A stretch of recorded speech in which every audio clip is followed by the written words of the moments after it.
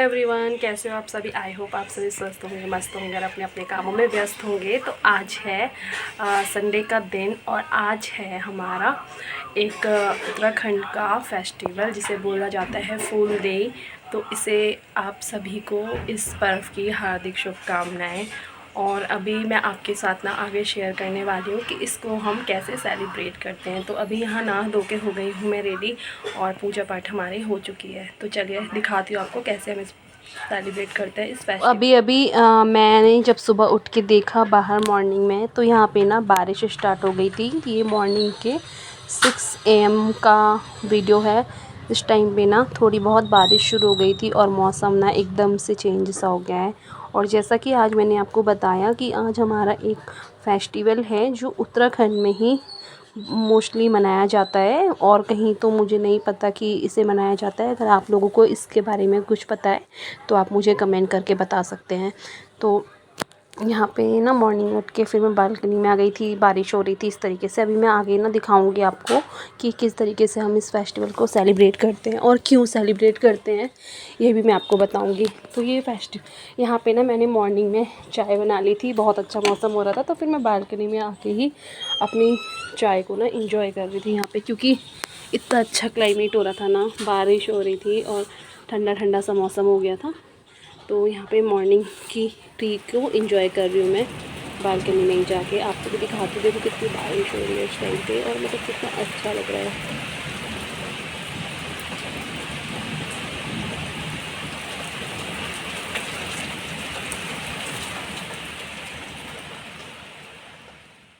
और फिर ना मॉर्निंग में चाय पीते पीते ही मुझे ना अपने कुछ ऐसे इम्पोर्टेंट काम याद आ गए थे जो मुझे ना एवरी मंथ 15 तक कंप्लीट करने होते हैं। तो वही सब डिटेल्स अभी मैं यहाँ पे देखने लगी थी, जो मेरे पेंडिंग वर्क थे, क्योंकि मुझे इतना टाइम नहीं मिल पाया था कि वो सब मैं करूँ। तो आज 15 है डेट, तो आज की आज ही मुझे ये सारे काम करने थे। तो यहाँ पे वही सारे अपडेट्स मैं अपने एक नोटबुक में नोट डाउन कर रही थी, जिससे कि ना मुझे याद भी रहता है और मुझे मेरे जो भी वर्क होते हैं ना तो वो पेंडिंग नहीं रहते हैं। तो इस तरीके से ना मैं यहाँ पे एक मैंने डायरी मेंटेन की हुई है।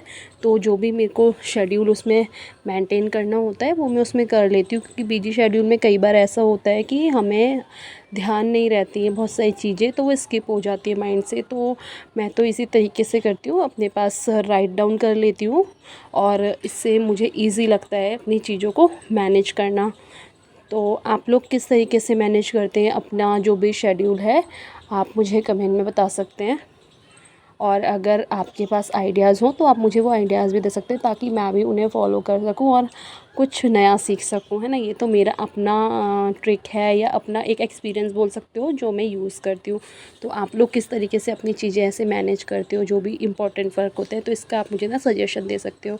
तो यहाँ पे ना ये सारे काम जो भी था मेरा वर्क, जो मैंने आपको बताया 15 तक मुझे करना रहता है, वो सब करने के बाद ना मैं यहाँ पे ना लग गई थी घर की क्लीनिंग में। तो क्लीनिंग वगैरह कर रही थी मैं, यहाँ पे झाड़ू वगैरह मैंने लगा ली थी।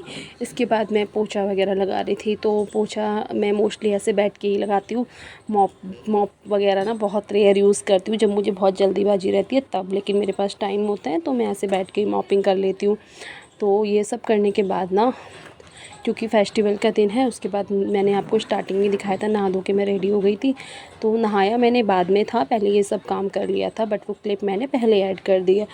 तो मॉपिंग वगैरह करना, साफ़ सफाई करना संडे वाले दिन बहुत अच्छे से हो जाता है। बाकी दिन तो इतना बिजी शेड्यूल रहता है कि बस जल्दी ही काम निपटा लिया जाता है। तो बात कर रही हूँ मैं, आज हमारे त्यौहार है फूल डे।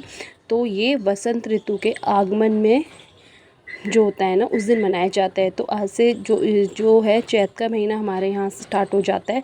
तो चैत के महीने का जो फर्स्ट डे होता है उस दिन, यानी कि वसंत का जो आगमन होता है उस दिन, अपने दहलीजों को सारे चावल और फूल डाल के ना ऐसे अपनी दहलीजें पूजी जाती हैं और बोला जाता है फूल दे क्षमा दे। तो इसका अर्थ होता है, तो इसका अर्थ होता है फूल आ गए हैं घर में, सुख समृद्धि भी आए।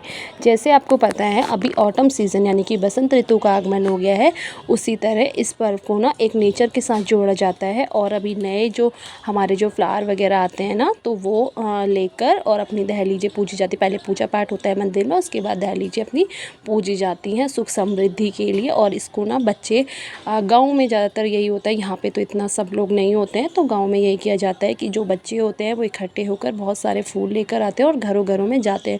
और उपहार स्वरूप ना बच्चों को चावल, गुड़ और कुछ पैसे भी दिए जाता है, जिसकी जैसी श्रद्धा हो। तो यहाँ पे आप देख रहे होगे मेरी मदर इन लॉ जो हैं उन्होंने पूजा वगैरह सब कर लिया था। और साथ साथ ना हमारी जितनी भी दहलीजें हैं ना, वो हमने पूज ली थी फूलों से, और सारी दहलीजों पे हमने फूल डाले थे। तो ये पर्व ना बहुत मतलब अच्छा पर्व है। अब इससे हम नेचर से भी जुड़े रहते हैं, और इससे ना हमें ये भी पता चलता है कि देखो बसंत ऋतु का आगमन हो गया है। वैसे तो नॉर्मली हमको ऐसे नहीं समझ में आता है कि क्या है क्या नहीं है। तो इस तरीके से यहाँ पे ना हमने सारे अपनी दहलीजों पे ना फूल डाल दिए हैं।